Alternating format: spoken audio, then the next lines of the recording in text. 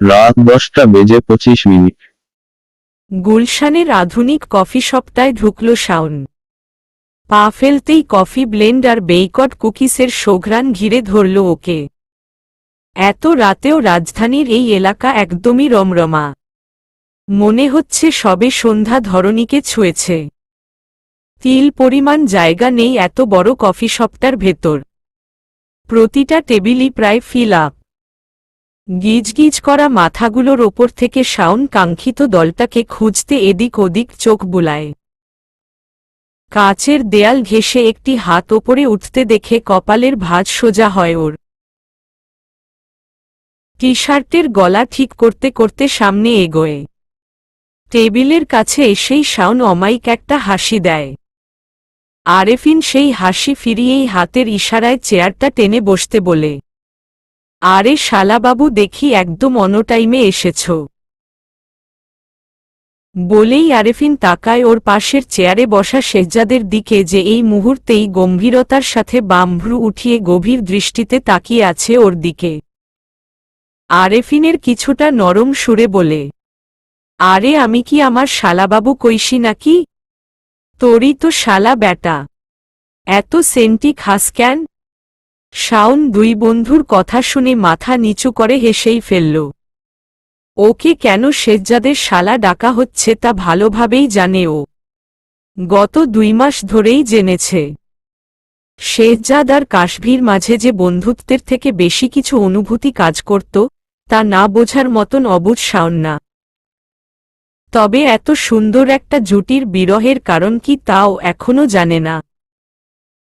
অবশ্য ও নিজে আর কি জানবে, যার সাথে এই মর্মান্তিক দুর্ঘটনা ঘটেছে সেই শেহজাদি তো উত্তর খুঁজে বেড়াচ্ছে হন্য হয়ে। শাওন সামনে বসা সুদর্শন মানবটাকে দেখে মুগ্ধ হয়। নিজে একজন সুঠাম গঠনের পুরুষ হলেও শেহজাদের ভারিক্কি ভাব ও দাম্ভিক আচরণ শাওনকে আকর্ষণ করে। এরকম একজন উঁচু ব্যক্তিত্বের মানুষকেই তো নিজের বড় বোনের পাশে দেখতে চেয়েছিল ও, যে কিনা আপুকে সবসময় আগলে রাখবে নিজের ছায়াতলে, কখনো তাকে কোনো কষ্ট পেতে দিবে না। শেহজাদ ভাই ঠিক সেইরকম খাপে খাপ মিলানো পুরুষ। তাই তো শাওন জান প্রাণ দিয়ে চেষ্টা করছে দুজনকে আবার এক করার। আজ সেই উদ্দেশ্যেই এই কফি শপে এসেছে ও। শেহজাদ গম্ভীর মুখে চিন্তায় ডুবে আছে। জরুরি তলব দিয়ে আরেফিন আর শাওনকে ডেকেছে ও। মায়ের সাথে জাফরের বিষয়গুলো নিয়ে সন্ধ্যায় আলোচনার পর থেকে ওর মেজাজ সপ্তম আকাশে উঠেছে। কেন যেন মন খুব তীব্রভাবে ইঙ্গিত দিচ্ছে যে কোনো একটা ব্যাপার এখানে চলছে যা এখনো ওর দৃষ্টির আড়ালে। কিছু তো একটা হচ্ছে যে ও জানে না। শেহজাদ শাওনের দিকে তাকায়। বোন কই তোমার? ঠিকভাবে বাসায় পৌঁছেছে? শাওন তৎপর জবাব দেয়, জি ভাইয়া, আপু বাসায় এখন। ভালো। তোমার বোনের তো কোনো ব্যালেন্সই নাই। মনে হয় তুলে যদি আছাড় মারে পারতাম মনটা শান্তি হতো। শেহজাদের মুখ থেকে রসপূর্ণ কথা শুনে শাওন চোখ নিচে নামায়। আপুর ওপর যে ইনি ভীষণ ক্ষেপে আছে তা শাওন আগে থেকেই জানে। না ক্ষেপার তো ও কোনো কারণও দেখে না। বরং ওর তো মনে হয় ও নিজে শেহজাদের জায়গায় থাকলে এতক্ষণে কাশভীকে আছাড়টা মেরাই দিত। নেহায়েতি শেহজাদ ভাই ভালো মানুষ বলে শুধু মুখেই বলছে, সামনাসামনি করছে না। আরেফিন বন্ধুর রাগের ও অভিমানের ব্যাপারে অবগত। কাশভীর প্রতি কেরকম পাগল এই ছেলে তা গত 5 বছরে কয়েক কোটি বার প্রমাণ পেয়েছে সে। ভালোবাসায় মানুষ অন্ধ শুনেছিল ও, কিন্তু ভালোবাসায় কেউ নির্লজ্জ ও বেহায়া হয় কিভাবে তা নিজের এই সুবর্ণ মুখশ্রীর বন্ধুকে দেখে শিখেছে সে। লোকে শুধু মুখেই বলে প্রেমে 7 সমুদ্র 13 নদী পার করার কথা, শেহজাদ কাশভীর প্রেমে সেই 7 সমুদ্র 13 নদী পার করেও দেখিয়েছে। দেশে তন্ন তন্ন করে খুঁজে যখন নিজের প্রেয়সীকে পায়নি, যখন সব যোগাযোগ একে একে হাত থেকে বিচ্ছিন্ন হয়ে পড়েছিল, তখন খুব কাকতালীয়ভাবেই এক জুনিয়রের থেকে তথ্য সংগ্রহ করে ভালোবাসার খোঁজে পাড়ি জমিয়েছিল শেহজাদ আমেরিকায়, কাশভীর অস্থায়ী বাসস্থানে। কিন্তু সেখান থেকেও কাশভীকে না পেয়েই ফিরে আসতে হয়েছে ওকে। সেখানে ব্যর্থ হওয়ার পরেও হাল ছাড়েনি। কাশভীকে খোঁজা একরকম জেদে পরিণত হয়েছিল। তাই দেশে ফিরেও আবার লেগে গিয়েছিল মেয়েটার তথ্য জানতে। মন থেকে আসা সত্য ভালোবাসাকে হয়তো প্রকৃতিও নাকচ করতে পারে না, তাই তো গত 2 মাস আগে হঠাৎই একদিন ওর ভাগ্যের ডোরে কড়া নাড়ে রওশন, শেহজাদদের জুনিয়র ও কাশভীর ব্যাচমেট। আরেফিন নিজেও তখন শেহজাদের সাথে ছিল বলে স্বচক্ষে সবকিছুর সাক্ষী হয়েছিল। মলিন মুখে রওশন অপরাধীর ন্যায় যেন ধরা দিয়েছিল শেহজাদের কাঠগড়ায়। নির্দ্বিধায় স্বীকার করেছিল, বান্ধবীর কাছে প্রতিজ্ঞাবদ্ধ হওয়ার ফলে নিজে এসে কখনো শেহজাদের হাতে ধরা দেয়নি ও। কিন্তু এত বছর পর যখন কাশভীর মানসিক অবস্থা নিজ চোখে অবনতি দুয়ারে পৌঁছাতে দেখল শেহজাদের বিরহ মেয়েটা কোনোভাবেই নিতে পারছে না, সারাদিন শক্ত কঠোর মেয়েটা রাতের আধারে বিচ্ছেদের দহনে কাদার ন্যায় গলে ভেঙে পড়ছে, তখন রওশন নিজেকে আর সেই প্রতিজ্ঞার শিকলে ধরে বেঁধে রাখতে পারেনি। বন্ধুর ভালোবাসা, বন্ধু যথাযথ স্থান তাকে ফিরিয়ে দিতে তৎপর হয়ে এসেছিল শেহজাদের কাছে। সেই সূত্রেই দেশে থাকা কাশভীর সাথে যোগাযোগের একমাত্র মাধ্যম খুঁজে পায় শেহজাদ। শাওনের সাথে রওশনই পরিচয় করিয়ে দেয় ওকে। কাশভীর সাথে সম্পর্ক চলাকালীন সময়ে শাওন মেডিকেল ফার্স্ট ইয়ারের স্টুডেন্ট থাকত। মেডিকেল হলে বলে শেহজাদের সাথে কাশভীর পরিবার থেকে ওরই সবচাইতে কম দেখা হয়েছে। তাই দুজনই একে অপরকে ভালো করে চিনত না। শাওন তো ওদের সম্পর্কের ব্যাপারেই জানত না। গত 2 মাস আগে যখন শেহজাদ হাসপাতালে ওর সাথে যেয়ে দেখা করে সব জানায়, তখন যেন মাথায় আকাশ ভেঙে পড়ে শাওনের। বোনের জীবনে এত বড় ঝড় বয়ে গিয়েছে, এটার বিন্দু মাত্র আভাস ওর ছিল না, কাশভী কখনো বুঝতে দেয়নি। 2 2 4 মিলায় তখন ও মস্তিষ্কে অতীতের কিছু ঘটনা পর্দার আড়াল হতে বের হয়। বোনের হঠাৎ তৎপর হয়ে দেশ ছেড়ে বাবার কাছে পাড়ি জমানোর রহস্য সমাধান হয় তখন। সেই থেকে শাওন একাগ্রচিত্তে শেহজাদের সাথ দিয়ে আসছে। বোনের প্রতি কঠিন ভালোবাসা এই মানবের দুচোখে দেখেছে সে। এত সুদর্শন মুখশ্রী, ব্যক্তিত্ব ও পারিবারিকভাবে প্রতিষ্ঠিত একজন সুপুরুষ আজও শুধু ওর বোনের অপেক্ষায় নিমজ্জিত, এরকম একজনকে ভাই হিসেবে কেন গ্রহণ করবে না শাওন?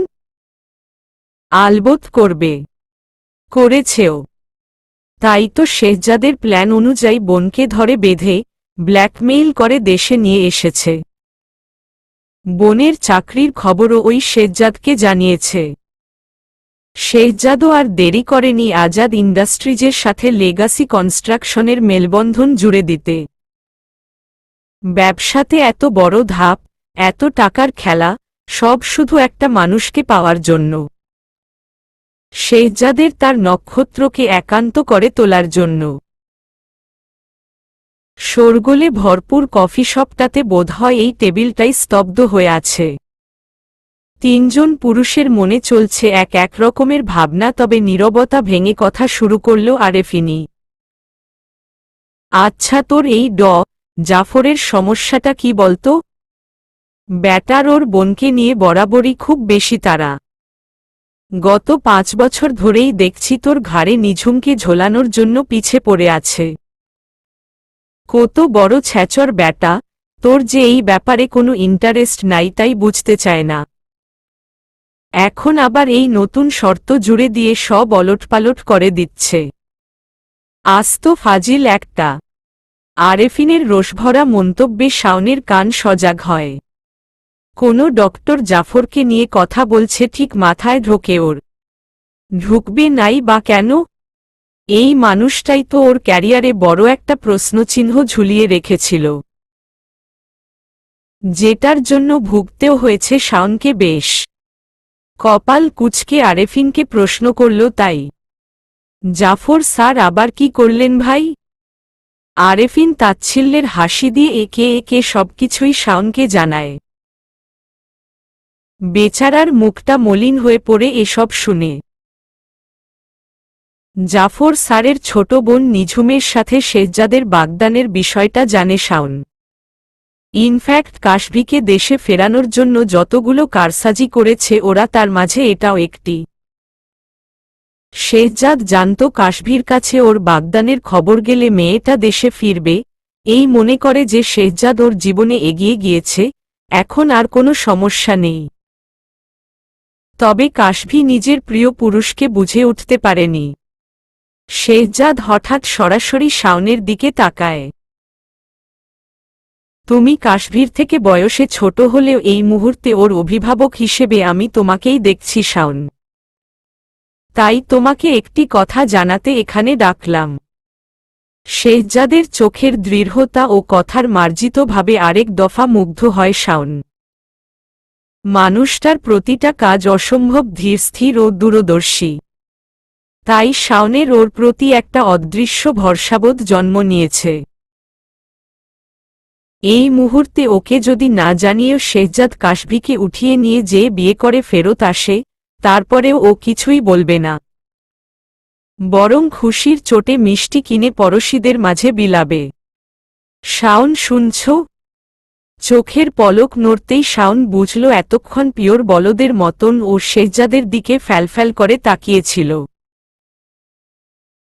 বিশেষ লজ্জা পেয়ে ইতস্তত হয়ে বলল ও, জজি ভাইয়া বলেন, আগামীকাল রাতে তোমার বোন বাসায় ফিরবে না, আমার সাথে থাকবে ও। আচমকা এমন কথায় হা হয়ে গেল শাওন। চোখ কোটর থেকে বের করে কথার মর্ম বোঝার দৃঢ় চেষ্টা চালাতে লাগল।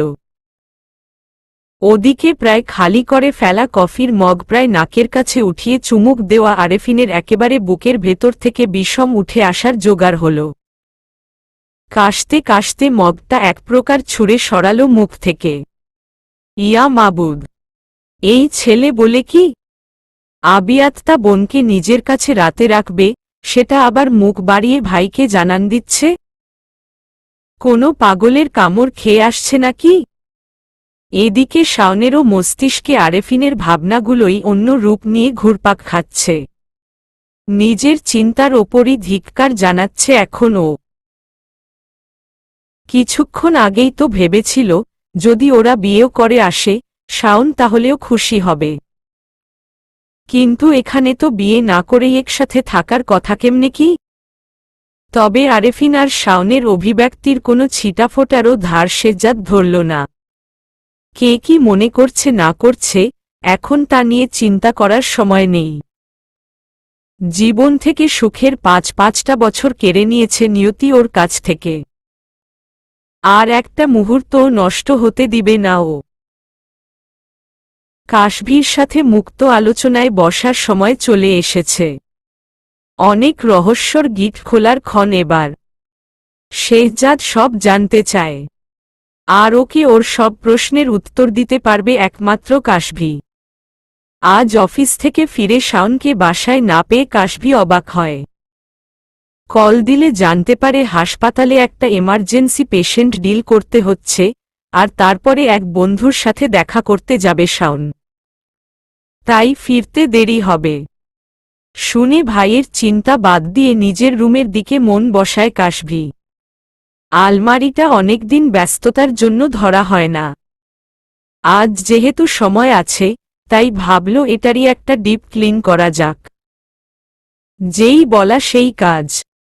চুলে হাত খোপা বেঁধে মাঠে নেমে গেল কাশভি। একটা তাক থেকে সব কাপড় নামিয়ে সেগুলো আগে পরিষ্কার করে একে একে আবার কাপড়গুলো ভাঁজ করে ঢোকাতে লাগল।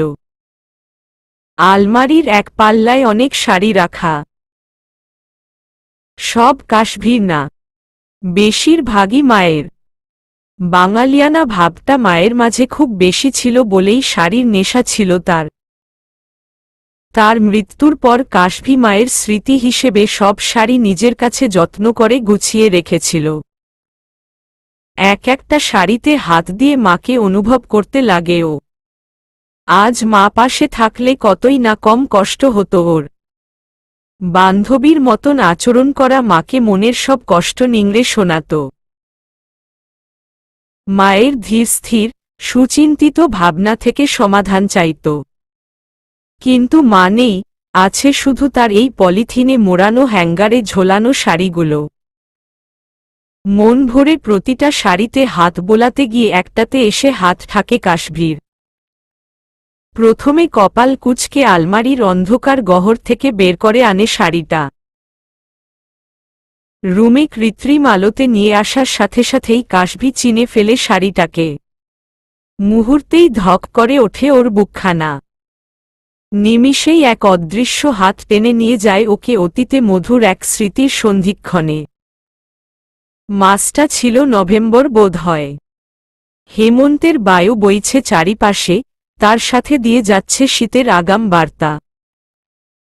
এর মাঝেই দুটো ঝড় বাংলাদেশের কুল ঘেঁষে একটা আছড়ে পড়েছে মায়ানমারে ও আরেকটা ভারতের শিলিগুড়ির দিকে। যদিও দেশে ক্ষয়ক্ষতি তেমন একটা হয়নি, তবে কুল যেহেতু ছুঁয়েছে তাই বৃষ্টির প্রকোপ ছিল বেশি। আরেকটা ঝড়ের আভাস দিয়েছে আবহাওয়া বিভাগ। আজ মধ্যরাতে নাকি আঘাত আনতে পারে সেটা।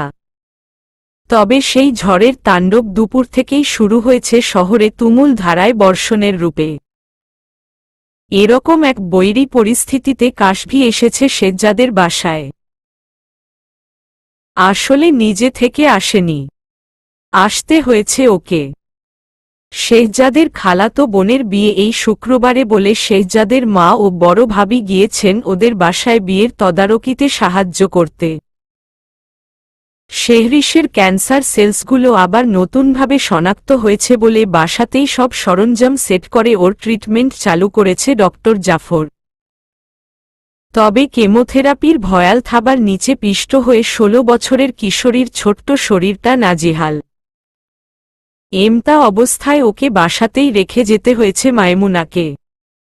মায়ের মন কোনোভাবেও যেতে না চাইলেও শেহজাদ জোর করে তাকে পাঠিয়েছে। একজনের জন্য পুরো পরিবার ধসে যাবে এটা কোনোভাবেই মানতে নারাজ সে। আর এখানে ২টা দিনেরই তো ব্যাপার, শেহজাদ বলেছে ও সামলে নিবে। আর সমস্যা হলে মাকে ফোন দিয়ে ডেকে আনবে। খালার বাড়ি তো আর শহরের বাইরে না, বাসায় ফিরে আসা কোনো ব্যাপারই হবে না। তবে ওই যে নিয়তি, নিজের খেল নিজেই খেলে। মা আর ভাবি সকালে গিয়েছেন আর দুপুরেই ধুম করে শেহরিশের জ্বর উঠে গেল। স্বাভাবিক শরীর থাকলে এই জ্বরকে পাত্তাই দিত না শেহরিশ ও শেহজাদ, তবে মরণব্যাধি রোগের ভয় কাবু করল শেহজাদকে।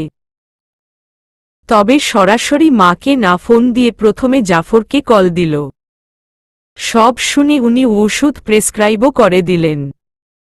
ডিউটিতে থাকা নার্সকে সন্ধ্যা পর্যন্ত পর্যবেক্ষণ করতে বললেন শেহরিশকে, নিজে সন্ধ্যায় এসে দেখে যাবেন তাও জানালেন। ওষুধ দেওয়ার পরও শেহজাদের মন কোনোভাবেই মানছিল না। মনটা কু ডাকছিল বারবার। মাকে ডাকলে বিয়ে বাড়ির আমেজকে ভণ্ডুল করে চলে আসবেন দেখে ওখানে আর কল দিল না।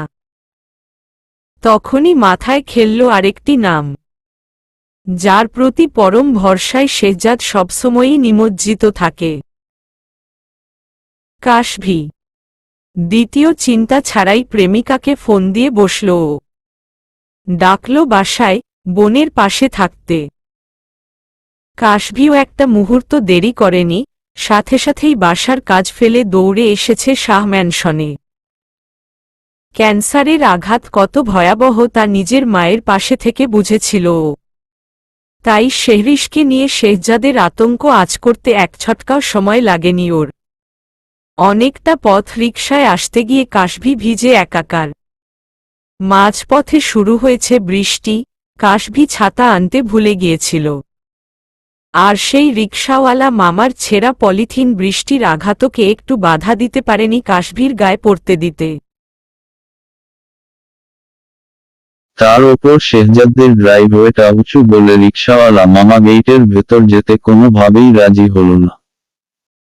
কোনো উপায় না দেখে কাশভি নেমে মারল এক দৌড়। যত তাড়াতাড়ি পারা যায় ঢুকে পড়ল বাসায়। তবে ততক্ষণে অভি যে চুপচুপ। শেহজাদ ড্রয়িং রুমেই অপেক্ষা করছিল কাশভির জন্য। প্রেয়সীর এমন নাজেহাল অবস্থা দেখে ওর চক্ষু চড়পগাছ। দৌড়ে ওর পাশে যে আপাদমস্তক চোখ বুলিয়ে জিজ্ঞেস করল, কি ব্যাপার তারা? তুমি এইভাবে ভিজলা কেমনে? ছাতা কই তোমার? কাশভি অদৃশ্যে জিভ কামড়ায়। এই সেরেছে, এখন যে শেহজাদের হাতে কয়টা বকা খাবে তার কোনো হিসেব কেউ দিতে পারবে না। এই কমাসের সম্পর্কে কাশভি বুঝেছে যে শেহজাদ অতিমাত্রায় যত্নশীল একজন পুরুষ। কাশভির ইচ্ছা হোক কি না হোক যুৎসই সময়ে যেই যত্ন ওর প্রয়োজন তা শেহজাদ ওকে দিয়ে ছেড়েছে। সেই মুহূর্তে হয়তো রেগে গেলেও কাশভি পরে ঠিক এই স্বভাবের জন্যই শেহজাদের প্রেমে আরও গভীর স্তরে ডুব দিয়েছে। আর আজ এই যত্নশীল পুরুষের সামনে কাশভি এই হেয়ালিপূর্ণ অবস্থায় দাঁড়ানো, শেহজাদ কি ওকে ছেড়ে কথা বলবে? কাভি নেহি। কাশভির এই সব চিন্তার মধ্য দিয়েই শেহজাদের চোখ পাকিয়ে রাম ধমক চালু হয়ে গিয়েছে। কি বেয়ারা হয়েছ তুমি বলো তো? এই বৃষ্টি বাদলের দিনগুলোতে কেউ ছাতা ছাড়া বের হয়? কবে নিজের খেয়াল রাখা শিখবা বলো তো? আমি এমনিতেই এ মেয়ের চিন্তায় দিন রাত মরি, আর এই অসভ্য মেয়ে আমাকে আরও মেরে ফেলার পায়তারাবাজি করছে। কাশভির তখন পুরো শরীরে কাঁপন ধরেছে। তবে সেটা ভেজার কারণে না শেহজাদের বকার ভয় তা আপাতত বোঝা যাচ্ছে না। যাবে কেমনে? মেয়ে তো সেই যে মাথা নুইয়ে রেখেছে আর ওঠানোর নাম নেই। শেহজাদ দীর্ঘশ্বাস ছাড়ে। এক হাতে আদুরে ভঙ্গিতে কাশভির ভেজা বদন আগলে নেয় ওর বাম বক্ষস্থলে। নিজের শুকনো শরীরের উষ্ণ আঁচটা বুলায় প্রেয়সীর একপাশে। এত এই প্রথম কাশভি মুখ তোলে। চোখে স্পষ্ট সতর্কতর ছাপ। এই কি করছ? এভাবে কেউ দেখে ফেললে কি ভাববে? শেহজাদ কাশভির গভীর চোখে নজর টেকায়। এই দিকে এখন কেউ আসবে না। ওদের নির্দেশ দেওয়া আছে। So relax. কাশভির শরীরটা একটু নরম হয়। পরক্ষণেই মাথায় আসে আরেকটা জরুরি প্রশ্ন। শেহরিশের কি অবস্থা? জ্বর কমেছে? ছাড়ো, ওকে দেখে আসি। এই কথায় শেহজাদ কাশভি ছাড়ে তো নাই বরঞ্চ আরও জোরে নিজের সাথে মিশিয়ে নেয়। কাশভি জোর দেখাতে গেলেই কণ্ঠ কঠোর করে বলে, এই ভেজা অবস্থায় রুগী দেখতে যাবে? আক্কেল জ্ঞান আছে নাকি সেটাও বৃষ্টিতে ধুয়ে গেছে। এখন আগে রুমে চলো। কাপড় পাল্টাও। শেহরিশ মাত্রই ঘুমিয়েছে। ঔষধের ডোজ শেষ হতে একটু সময় লাগবে। ততক্ষণে নিজে ফ্রেশ হয়ে নাও। শেহজাদের যৌক্তিক কথায় কাশভি মাথা উপর নিচ করল। তবে শেহজাদের কপাল কুঁচকানো দেখে অবাক হল ও। কি হলো আবার? শেহজাদ কাশভির পায়ের দিকে তাকাচ্ছে, কিছু একটা ভাবছে। তুমি যেভাবে ভিজেছ তাতে পুরো ফ্লোর পানিতে কাদা হয়ে যাচ্ছে। যে কেউ ভুলবশত পাড়া দিলে অ্যাক্সিডেন্ট করতে পারে। শেহজাদের চোখ অনুসরণ করে নিজের পায়ের দিকে তাকায় কাশভি। শেহজাদের কথা আসলেই ঠিক। যেখানে ও দাঁড়ানো সেই জায়গাটাই তো ভিজে চুপচুপ। এখন আগালেই আরও জায়গা ভিজবে। সন্দিহান চোখে অপরাধীর ন্যায় জিজ্ঞেস করতে যায় কাশভি, এখন কেমনে যাব? কিন্তু সেই প্রশ্ন করার আর সুযোগ হল না ওর। তার আগেই শূন্যে ভাসতে পেল নিজের দেহটাকে। ডান পাশে আতকে ওঠা চেহারা নিতেই অতি নিটকে নিরেট সুদর্শন চেহারাটা দেখতে পেল ওর দিকে তাকিয়ে আছে দুষ্টু হাসি ঠোঁটে ভর করে। কাশভি কপট রাগ দেখাল। এটা কি হলো? কি আবার? তোমাকে কোলে নেয়া হলো। সাবলীল জবাব শূন্যে কাশভি কুণ্ঠায় মত্ত। শেহজাদ অবশ্য সেই দিকে চিন্তা করার কোনো লক্ষণ দেখাল না। দ্রুতই সিঁড়ি বেয়ে উঠতে লাগল ও। কাশভি আর কোনো উপায় না দেখে দু হাত দিয়ে জড়িয়ে ধরল ওর কাঁধ। এতে যেন শেহজাদ তৃপ্ত হল। আরো নিবিড় বন্ধনে প্রেমিকাকে আবদ্ধ করে উপরে উঠে এলো। দ্রুত হলো পার করে একদম শেষের রুমটাতে যেয়ে থামল। পা দিয়ে ভেজানো দরজা ধাক্কা দিয়ে খুলে প্রবেশ করে, আবার পায়ের হিল দিয়েই ধাক্কা দিয়ে বন্ধ করে দিল সেটা। রুমের একেবারে মাঝ বরাবর এনে কাশভিকে কোল থেকে নামাল ও।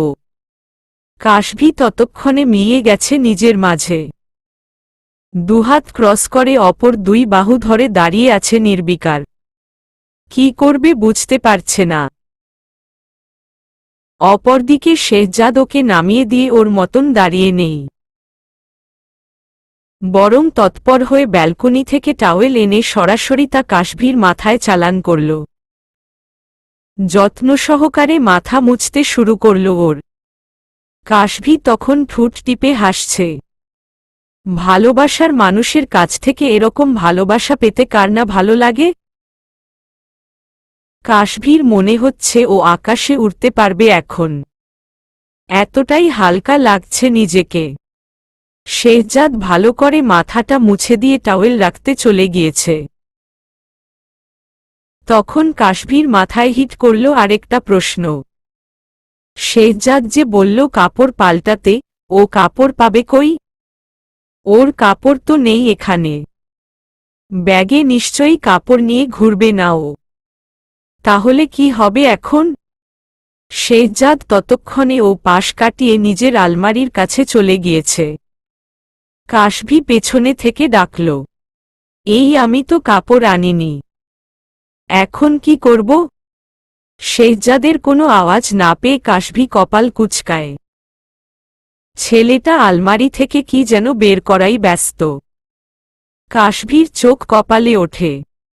মন বলে শেহজাদ নিজের কোনো টি শার্ট পরতে দিবে ওকে। ইয়া খোদা, ছেলেটা পাগল নাকি? ওর মতন বিশাল দেহী পুরুষের বস্ত্র কাশভির চিকন দেহে ঢুকবে নাকি কখনো? শেহজাদের এক টি শার্টে আড়াইটা কাশভি ঢুকতে পারে।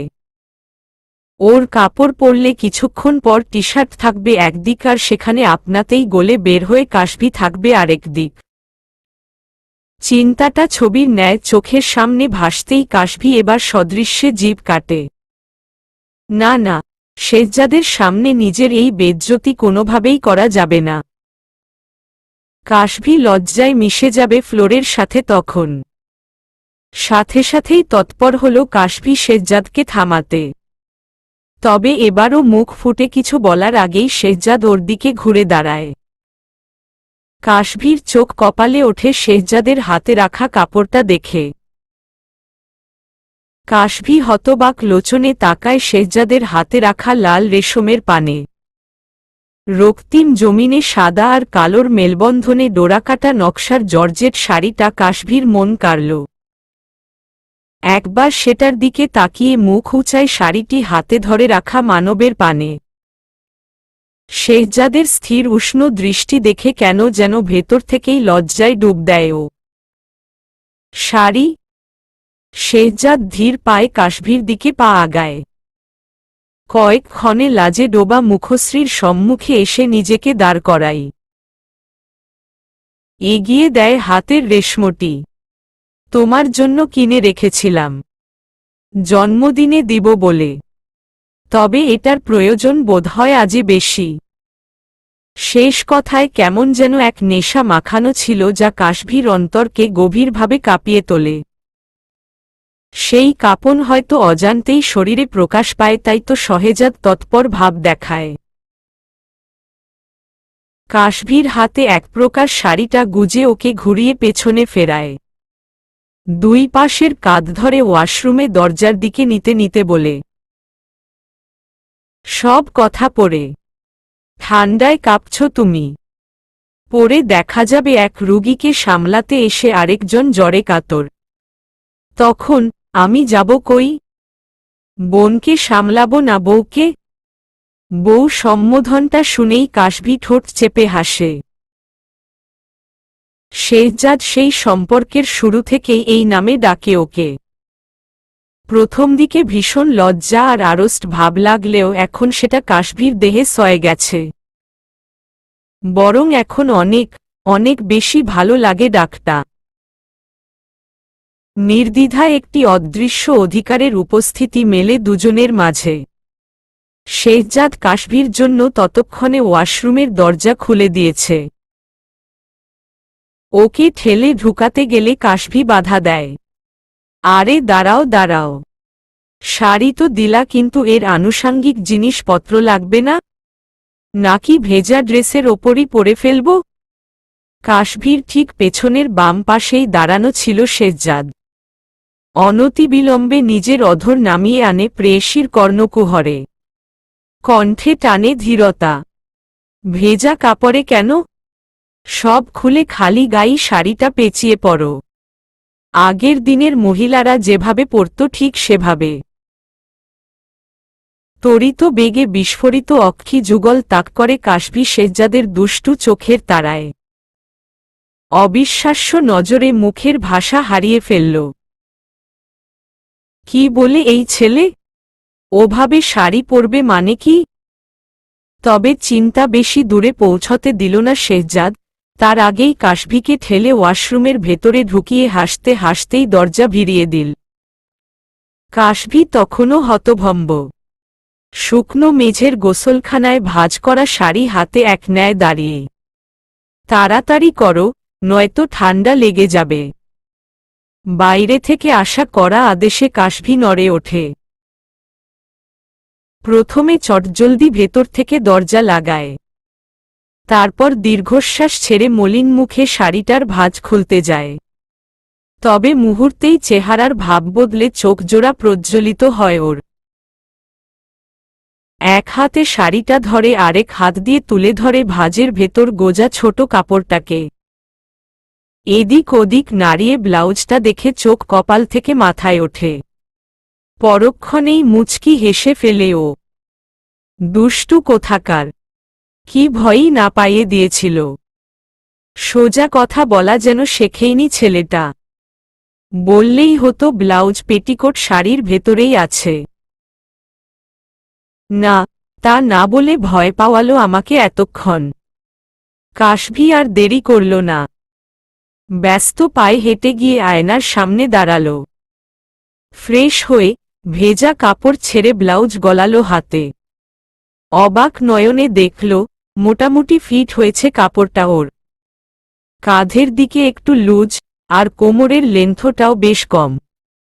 পেট দেখা যেতে পারে, তবে সেটা আঁচলে ভাঁজ দিয়ে ঢেকে নিবে কাশভি। এছাড়া বাকি সব ঠিক আছে। মনে নোট করে রাখল শেহজাদকে প্রশ্নটা করতে হবে, এই ব্লাউজ কই থেকে বানালো ও? আর এত ঠিক মাপ জানল কেমনে? শাড়ি পরে ওয়াশরুম থেকে ধীর পায়ে বের হয় কাশভি।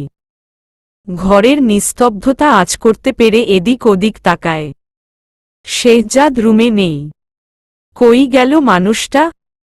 হঠাৎ নিজের মোবাইলে স্ক্রিন জ্বলে ওঠা দেখে কাশভি কাছে যেয়ে সেটা হাতে নেয়। শেহজাদের মেসেজ দেখে ভ্রুজোড়া কুঁচকে সেটা ওপেন করে। গোটা গোটা অক্ষরে লেখা দেখে কপালের বলিরেখা ঠিক হয় ওর। শেহরিশকে একবার দেখে আসি। তুমি রুমেই থাকো। ও যদি উঠে যেয়ে থাকে তাহলে কল দিলে চলে এসো। ঠোঁটে ছড়ায় কাশভির হাসি। শেহজাদের নিজের বোনের প্রতি মায়ে মমতা চিন্তা দেখে ওর মন জুড়ায়। ভাইদের এরকমই থাকা উচিত। শাওনের সাথে শানভীর খুনসুটি বাঁধলেও কাশভির সাথে খুবই বুঝদার একটা সম্পর্ক আছে। ছোট হলে কি হবে, হবু ডাক্তার শাওন তার বড় বোনের ব্যাপারে অনেক সজাগ। শাওনের কথা মনে হতেই কাশভির মাথায় আরেক চিন্তা ঘুরল। শেহজাদের সাথে ওর সম্পর্কের কথাটা শাওনকে এখনো বলা হয়নি। আসলে বাসায় না থাকার কারণে শাওন কাশভি আর শেহজাদের মেলামেশাটা বেশি একটা দেখতে পায় না। আর কাশভিও লজ্জার মাথা খায় না। আসলেই তো, ছোট ভাইকে বড় বোন নিজের প্রেমের কথা নিজ মুখে কেমনে জানায়? একটা লজ্জা আছে না? তবে মজার ব্যাপার হচ্ছে শেহজাদ ইতিমধ্যে ওর বাসায় সবাইকেই কাশভীর কথা জানিয়ে দিয়েছে। এই তো গত সপ্তাহেই জানালো। বড়দের অভিব্যক্তি না জানতে পারলেও শেহরিশ যে ভীষণ রকমের খুশি হয়েছে তা কাশভীর নিজ চোখে দেখা। ভিডিও কলে ছোট ভাবি করে মুখে ফেনা তুলেছিল। সেই কি লজ্জা পেয়েছিল কাশভী। শেহরিশ সেইবারই আসতে বলেছিল ওকে বাসায়। এর আগেও 2 বার এখানে এসেছে কাশভী। অবশ্য এই প্রথম একা আসলো। আগে এসেছে আরেফিন, তুর্নাদের সাথে। শেহরিশকে দেখার বড্ড ইচ্ছেটা শেহজাদের থেকে পূরণ করেই ছেড়েছে ও। এসে অনেক সময় কাটিয়ে গিয়েছে ছোট্ট মেয়েটার সাথে। এবারও বলেছিল আসবে। ওকে না করার ক্ষমতা কাশভী আগেই হারিতেছে। ভীষণ মায় পড়ে গেছে ও শেহরিশের। এত হাসিখুশি মেয়েটা দেখলে কেউ বলবে না যে শরীরে এমন মরণব্যাধি নিয়ে ঘুরছে ও। কাশভী এসব চিন্তার মাঝেই আয়নার সামনে যেয়ে দাঁড়াল। ওয়াশরুমের আয়নায় গলার একটু নিচ পর্যন্তই দেখা গেছে বলে নিজেকে সেভাবে দেখতে পায়নি ও। শাড়িটাও বুঝি একটু ঠিক করা দরকার। কোমরে কেন যেন অস্বস্তি হচ্ছে। এই ভাবনায় ব্যস্ত হাতে শাড়িতে হাত দিয়ে দর্পণে তাকাতেই আটকে উঠল কাশভী। চোখের মনি ঠিকরে কোটর থেকে বের হওয়ার জোগাড়। হায় খোদা, এই কি অবস্থা ব্লাউজের! কাশভী বুঝেছিল এটা কোমরে উঁচু হয়েছে, তবে এত উঁচুতে উঠেছে এটা একেবারেই বোঝেনি ও। ধবধবা শ্বেত পেটটা তাক লাগিয়ে বের হয়ে আছে। তার মধ্যে শাড়িটাও পাতলা, জর্জেটের যেন ঘটনা আরও ঘনীভূত করতে কাশভীর শাড়িটা পরেছেও নাভির নিচে। আসলে এভাবেই সাধারণত শাড়ি পরে ও। নাভির ওপর শাড়ি পরলে পেট কেমন উঁচু হয়ে থাকে ওর, একদম ভালো লাগে না। তার কারণেই তো ব্লাউজের লম্বা একটু বেশি দিয়েই বানায়, আর কখনোই পাতলা শাড়ি কেনে না। পেট সবসময়ই সযত্নে ঢেকে রাখে। কিন্তু আজকে সামনে আয়না না থাকায় এই সব কিছুই কাশভী খেয়াল রাখতে পারেনি। তাই তো এই সারে সর্বনাশ হয়েছে। কাশভী আর এক মুহূর্ত সময় নষ্ট করতে রাজি না। জলদি আঁচল ভাঁজ করে ওপরে তুলে কুচিতে হাত দিল ঠিক করতে, তবে তার আগেই পেছনে থেকে উঠে আসা চিৎকারে থমকে দাঁড়ায় ও।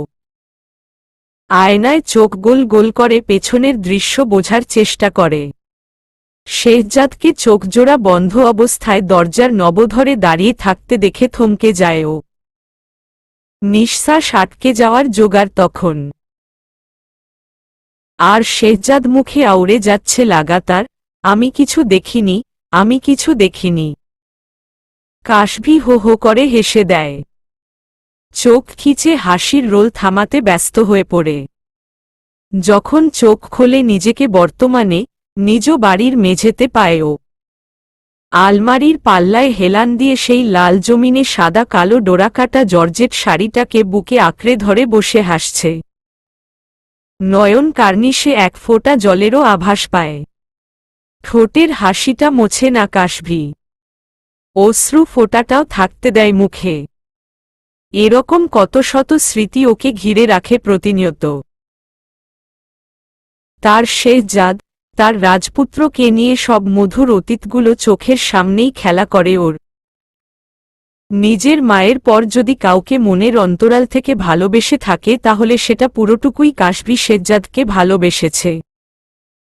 এরকম উন্মাদ প্রেম ও নিজেই কখনো অন্য কারো কাছে শুনেছিল কিনা সন্দেহ। এতটা গভীরে যে কাউকে নিজের অন্তরাত্মা থেকে গ্রহণ করা অন্য কারো জন্য কতটা সম্ভব সেটা কাশভী জানে না। তবে ঠিক সেভাবেই সে তার শেহজাদকে গ্রহণ করেছিল। নিজের মনের কুঠুরি যতটুকু জমিন ছিল পুরোটুকুই শেহজাদের নামে করে দিয়েছিল। কিন্তু এত অন্তর্নীল প্রণয় ঘটালেও সেটার মর্যাদা কাশভী অক্ষম হয়েছে। শেহজাদকে চিরজীবনের জন্য নিজ মনের জমিনের মালিক তো বানিয়ে দিয়েছে, কিন্তু সেখানে ওকে থাকার অনুমতি দিতে পারেনি। তাড়িয়ে দিয়েছে কাশভি ওকে। না তাড়িয়ে দেয়নি, নিজ ইচ্ছায় তাড়িয়ে দিতে হয়েছে, তাড়িয়ে দিতে বাধ্য করা হয়েছে কাশভিকে। নয়তো কতগুলো নিষ্পাপ জীবন এক পাষাণের পৈশাচিক নির্যাতনের পদদলে পিষ্ট হয়ে যেত। হঠাৎ কলিং বেলের শব্দে কাশভি ভাবনার জগৎ থেকে ফেরে। বেল টেপার ধরন দেখেই বোঝে শাওন এসেছে। গ্র্যান্ডফাদার ক্লকের একটা আওয়াজে বোঝে 11:30 বেজে গিয়েছে। অবাক চোখে তাকায় কাশভি। অতীতে এতটা সময় পার করে আসলো ও। দরজা খুলতেই ছোট ভাইয়ের হাসি মুখা চেহারাটা চোখে পড়তেই কাশভি নিজেও হেসে ফেলে। নিজে এক পাশ সরে শাওন ঢুকতে দেয়। কি রে, এত দেরি হলো যে? ওই ভাইয়াদের সাথে গল্পের সময় পার হয়ে গেছে। কোনো ভাইয়াদের সাথে? ও মনেই জিভ কামড়ায় শাওন। এই সারসে কি বলল এটা? অন্যমনস্ক হয়ে জুতা খুলতে গিয়ে মুখ ফসকে বলে ফেলেছে কথাটা। চট করে পেছনে ঘুরতেই বড় বোনের সন্দিহান নজরে আবদ্ধ হয় ও। ভ্যাবাচাকে খেয়ে আমতা আমতা করে বলে, না ওই মেডিকেলের সিনিয়র ভাইয়াদের সাথে আর কি। বোনকে একেবারেই মিথ্যা না বলায় অভ্যস্ত শাওন ভেতর থেকে দরদর করে ঘামতে লাগল।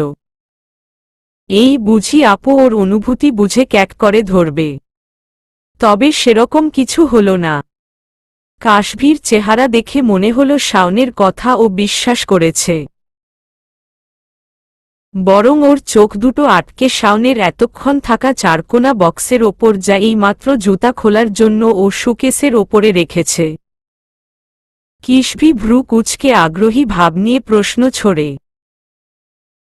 এইটা কি? বোনের চোখ অনুসরণ করে সামনে তাকায় ও। শাড়ির বাক্সটা দেখেই শরীর মুহূর্তেই চনমনিয়ে ওঠে। নিজেকে পুরো প্রস্তুত, আগাম বুলিগুলো মনে মনে আউড়ে নেমে যায় নাটকে। আপু, আজকে না ওই ভাইয়াদের সাথে একটা মার্কেটে গিয়েছিলাম। এই শাড়িটা দেখা মাত্রই পছন্দ হয়ে গেল। মনে হলো এটা তোমার জন্যই বানানো। তাই আর দ্বিতীয় চিন্তা না করেই তোমার জন্য কিনে ফেললাম। দেখো না আপু, তোমার ভালো লেগেছে কিনা। শাওনের কথায় কাশভি অবাক হবে না খিলখিলিয়ে হাসবে তাই ঠাউর করতে পারছিল না। তবে আদরের ভাইয়ের দেওয়া গিফট আগলে নিতে সময় লাগল না ওর। অসীম আগ্রহ নিয়ে বাক্সটা খুলল। ভেতরে ময়ূরকণ্ঠী ও গাঢ় নীলে মিশ্রণে সিল্কের শাড়িটা দেখে চোখ কপালে উঠল ওর।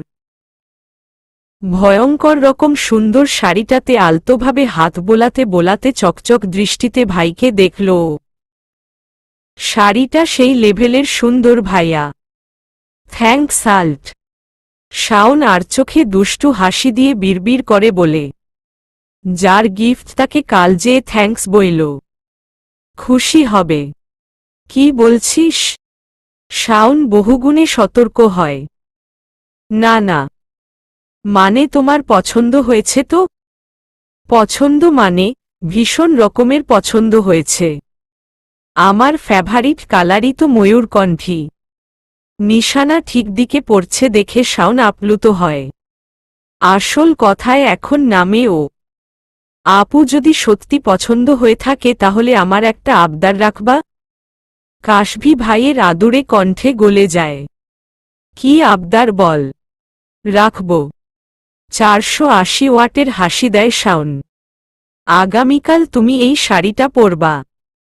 আকাশ থেকে পড়ে কাশভি। আগামীকাল? আগামীকাল কেমনে পরব? অফিস আছে তো? তো অফিসে শাড়ি পরায় নিষেধাজ্ঞা আছে নাকি? না, তা নেই। তবে কখনো পরিনি তো তাই। এই যে ঠিক এই কারণেই আমি এই আবদার রেখেছি। অফিসে তো কি, এখন কোথাওই তুমি শাড়ি পরো না। আগে কত সুন্দর করে তুমি আর শানভি শাড়ি পরতা, আমার দেখলেই ভালো লাগত। এইবার বিদেশ থেকে ফিরে একেবারে বিদেশি হয়ে গেছো তুমি আপু। এটা ঠিক না। ভাইয়ের অভিমানী কথাবার্তা শুনে হো হো করে হেসে ফেলে কাশভি। শাওনকে এই মুহূর্তে ওর কাছে 15-16 বছরের বালকের ন্যায় লাগছে, যে নিজের আবদার পূরণ করতে একেবারে নাছোড়বান্দা। কে বলবে এই ছেলে একজন পুরো দস্তুর ডাক্তার, তাও আবার ক্যান্সারের মতন ভয়ঙ্কর রোগের? কাশভি ভাইয়ের মুখের দিকে তাকিয়ে হাসি থামায়, তবে মুখ করে রাখে উজ্জ্বল। সুন্দর কণ্ঠে বলে, আচ্ছা বাবা, ঠিক আছে, কালকে পরব এটা। খুশি? গম্ভীর মুখটায় সাথে সাথেই ফুল পাওয়ারের আলো জ্বেলে ওঠে। শাওন উদ্ভাসিত কণ্ঠে তেজি স্বরে বলে ওঠে, থ্যাঙ্কস আ টান আপু, থ্যাঙ্কস আ লট। কাশভি হেসে ফেলে, তবে বুঝে না শাওনের এত খুশি হওয়ার মতন এমন কি বলল ও। ভাইটার রাতবিরাতে মাথার তার ছিঁড়েছে বুঝে সেখান থেকে প্রস্থান নিতে নিতে বলে ও, ডাইনিং টেবিলে তোর জন্য মগে দুধ রাখা আছে, ওভেনে দিয়ে গরম করে নিস। আমি যাই, দেখি কোনো ব্লাউজটা যায় এটার সাথে। আবদার করার আর জিনিস পেলি না। কাশভি হলো থেকে বের হতেই শাওনের মুখের চওড়া হাসিটা আরও ছড়িয়ে যায়। আধা ঘন্টা আগের ঘটনাটা চোখে ভাসে। কিভাবে শেহজাদ কফি শপ থেকে বের হওয়ার ওর হাতে এই শাড়ির প্যাকেটটা এক প্রকার গুজে দেয়, সেটাই চিন্তা করে এখন হাসি পাচ্ছে। তবে তখন শাওন ভীষণ অবাক হয়েছিল, প্রশ্নও ছুড়েছিল, এটা কি ভাইয়া? সেই মুহূর্তে শেহজাদের চোখে এমন একটা অভিব্যক্তি দেখেছিল ও, যেটা এই মানবের ভেতরে আছে বলে শাওনের চিন্তার অভিধানেই ছিল না। লজ্জা। স্পষ্টত শেহজাদের চোখে লজ্জা দেখছিল তখন শাওন।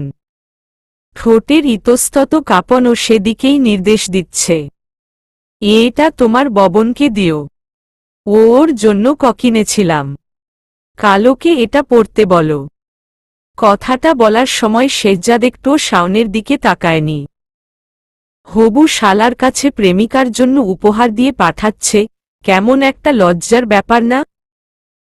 শাওন বিষয়টা বুঝে এটা নিয়ে আর কোনো দ্বিরুক্তি ছাড়াই আগলে নিয়েছিল উপহারটা। তবে চিন্তায় পড়েছিল অন্য বিষয় নিয়ে। আমি আপু দিব কেমনে এটা? কি বলবো? এই মুহূর্তে পুরো পরিস্থিতিটা নিজের বাগে নিয়ে নিল আরেফিন। শাওনের কাঁধে হাত পেঁচিয়ে আদুরে কণ্ঠে বলল, আসো বন্ধুর শালা যান, আমি শিখিয়ে দেই কি বলবা, তুমি ভাবিকে যেভাবে বলতে বলবো সেভাবেই বলবা, বুঝছ? তাইলে মনে করো কেল্লা ফতেহ। এরপর আরেফিন পই পই করে শাওনকে সব ডায়লগ শিখিয়ে দেয় এবং শাওনও একজন অতিমাত্রায় ভালো শিষ্য হওয়ার প্রমাণ দেখিয়েছে কাশভিকে মানাতে পেরে। এখন রুমে যেয়ে তারা গুরু আরেফিন ভাইকে ফোন দিয়ে একটা ধন্যবাদ জানাতেই হবে। এই ভাবনা মনোপুত হতেই শাওন দৌড় লাগায় নিজের রুমে। অফিসের সবাই চোখ বড় বড় করে এক রমণীকে দেখছে। ইন্ডোওয়েস্টার্ন পোশাকে দেখতে অভ্যস্ত কাউকে পুরো দস্তুর বাঙালি আবরণে মোড়ানো দেখলে এরকম টুকুর টুকুর করেই তাকাবে সবাই। এটাই স্বাভাবিক। কিন্তু কাশভির মোটেও এটা স্বাভাবিক লাগছে না। ভীষণ ভীষণ অস্বস্তি লাগছে বরং। এরকমভাবে নাটক সিনেমাতে হিরোইনের এন্ট্রিতে এমন সিন সচরাচর দেখা যায়। কাশভি তো কোনো অ্যাঙ্গেলেই হিরোইন না, তো ওকে এভাবে দেখার কি হলো?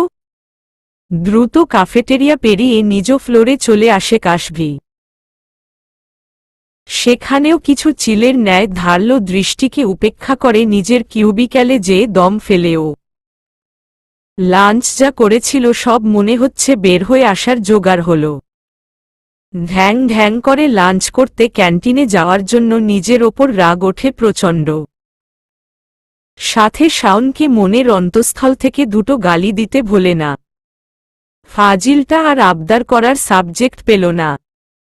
এরকম একটা পরিস্থিতির সম্মুখীন হতে হবে জানলে ওর আবদারের গুষ্টি কিলাতো কাশভি। এভাবেই গজগজ করতে করতে নিজের কাজ ফের শুরু করে। হঠাৎ ইন্টারকমের টোনে কাশভীর ধ্যান ভাঙে। ল্যাপটপে টাইপ করার মাঝ দিয়েই পাশে রাখা সাদা ডিজিটাল টেলিফোনটা তুলে কানে ঠেকায়। Hello. Hello ma'am, Samir here. শেহজাদের পিএসের ফোন পেয়ে আরেক হাতে টাইপিং থামায় কাশভি। ইয়েস ম্যাম, স্যার আজকে সাইট ভিজিটে যাবেন। আপনাকে সাথে যেতে বলা হয়েছে। Sir will leave in 10 minutes. Please meet with us downstairs. ঘড়ির দিকে তাকায় কাশভি। দুপুর 3টা বাজে। অত্যন্ত অড একটা টাইম এটা সাইট ভিজিট করার। ভীষণ রোদে পুড়তে হবে। কিন্তু এই টাইমটা তো আরও পিক করেনি, তাই মন্তব্য ছোড়ারও অধিকার ওর নেই। তাই অত্যন্ত আনুষ্ঠানিক এই সুরের বিপরীতে কাশভি বেশি কিছু বলতে পারল না। আইল বি ডাউনস্টেয়ার্স ইন 5 মিনিটস। ফোনটা রেখেই নিজের ডেস্কটা গুছিয়ে ফেলল ও। আজকেই সাইটে যাওয়ার দিন পড়ল। ভাগ্য, ভাগ্য এটাকেই বলে ভাগ্য। এখন পাথুরে রাস্তায় শাড়ি পরে কোনোভাবে উষ্টা খেয়ে ইজ্জতের ফালুদা না বানালেই হল। নিজের কথামতো 5 মিনিটে না পারলেও 10 মিনিটের মধ্যেই কাশভি নিচে নামে। রিসেপশনে যেই জানতে পারে শেহজাদ নেমে বাইরে গাড়ির কাছে ওর জন্য অপেক্ষা করছে। শেহজাদ একটা ছাই রঙের মাঝে জলছাপের স্ট্রাইপ কাটা নকশার স্যুট পরেছে। ভারী কোটটার ভেতর দিয়ে ধূসর বর্ণের শার্টটা উকি দিয়ে একদম নজর কাড়ছে। অন্তত কাশভীর তাই মনে হচ্ছে। এই মানুষটার রূপের জৌলুস কি কখনোই কমার নয়? কাশভি মনে মনে ভেবে খুব অবাক হয়, আবার মেজাজও চড়ে। ছেলে থেকে লোক হয়েছে, বয়স তো দিন দিন বাড়ছে, তাই বলে পাল্লা দিয়ে সুদর্শনতা বাড়তে হবে কেন? লোকটাকে কে বলেছে এত সুন্দর দেখতে? সে কি জানে না, এভাবে সুদর্শন হয়ে সামনে আসলে কত মেয়ে নিজেদের ব্যালেন্স হারাতে পারে? এই যে, এই মুহূর্তে কাশভীর যেই করুণ দশা সৃষ্টি হচ্ছে, ও যে নিজের বেহায়া দৃষ্টিকে কোনোভাবেই নিয়ন্ত্রণে আনতে পারছে না, এর দায় কি এই অসভ্য, সুন্দর লোকটা নিবে? একটা ফোন কলে মগ্ন থাকায় শেহজাদ প্রথমে সামনে চোখ তুলে তাকায়নি। তাই চক্ষু সম্মুখে দাঁড়ানো রমণীতে দৃষ্টি পড়েনি ওর। তবে যখন ও মুখ তুলে এবং দুজনের নয়নের মেলবন্ধন হয়, তখন শেহজাদের পুরো সত্তা থমকে যায়। আইরিস যুগল, প্রবল ঘূর্ণিঝড় আসার পূর্বে থম মেরে থাকা আবহাওয়ার ন্যায় শান্ত হয়ে গিয়েছে। স্পষ্টত শুকন ঢোক গিলে শেহজাদ। প্যান্টের বাম পকেটে ঢোকানো হাতটা সবার অগোচরে ও শেহজাদের অজান্তেই মুষ্টিবদ্ধ হয়ে যায়। হ্যালো হ্যালো স্যার, শুনতে পাচ্ছেন? কাশভি এসে শেহজাদের পিএস সামিরের পাশে দাঁড়িয়েছে। ওদের দূরত্ব শেহজাদের সাথে এতটাই কম ছিল যে ফোনের ওপাশের ডাক পড়াগুলো স্পষ্টই শুনতে পারছিল দুজন। কাশভি নিজের একসময়ের একান্ত মানবে দৃষ্টির ভাব বুঝে ইতস্ততায় পড়লেও সামির অবাকের সীমা ছাড়িয়ে ভ্রু ঈষৎ কুঞ্চিত করে। সমীহ স্বরে আগ বাড়ায় সে। সস্যার পিলে চমকে ওঠার মতন নড়ে ওঠে শেহজাদ। কাশভীর মায়াবী আনন্দ থেকে এইমাত্র চোখ ফিরিয়ে সামিরের শক্তপোক্ত ত্বকের দিকে তাকায়। মুহূর্তেই সব নেশা উবে যায় চেহারা থেকে। হহমম, স্যার আপনার ফোন কল। শেহজাদ নিজের ফোন ধরা হাতের দিকে দেখে হুঁশ ফিরায়। শোষ ব্যস্ত হয়ে ফোনটা কানের কাছে সেটে দেয়। হহমত আমরা কই ছিলাম ও হ্যাবিল সগুলো নিয়েচ্ছা সেগুলো অফিসে পাঠিয়ে দিবেন। আর কিছু? ওকে দেন। ফোনটা কান থেকে সরিয়ে ফেলল শেহজাদ। এইটুক সময়ের মাঝেই আবার নিজের সদাগম্ভীর ভাবটা ধারণ করে ফেলেছে। ফোনটার স্ক্রিন বন্ধ করে সামিরের দিকে এবার সরাসরি তাকাল। সাইটে বাকি যাদের আসতে বলেছিলাম, তারা কত দূর? স্যার ওনার এতক্ষণে পৌঁছে গেছে। আমার সাথে আরও 15 মিনিট আগে কথা হয়েছিল। তখনই সাইটের গেটে পৌঁছানোর কথা বলেছিল। শেহজাদের মুখটা শক্ত থাকলেও ওর চোখের চাহনি আর কণ্ঠের হালকা কোমলতা বোঝালো সে সন্তুষ্ট হয়েছে। গাড়ির দিক মুখ ঘুরিয়ে বলল ও, গুড, লেটস গো। এতক্ষণের সব কাণ্ডই কাশভির নজরে ধরা পড়লেও সে ঠোঁট টিপে চুপচাপ ছিল। ভেতর থেকে হাসি উগলে আসলেও মুখে তা প্রকাশ হতে দেয়নি। যখন শেহজাদ গাড়ির দিকে পা বাড়ায় তখন কাশভিও সেই দিকে অনুসরণ করে।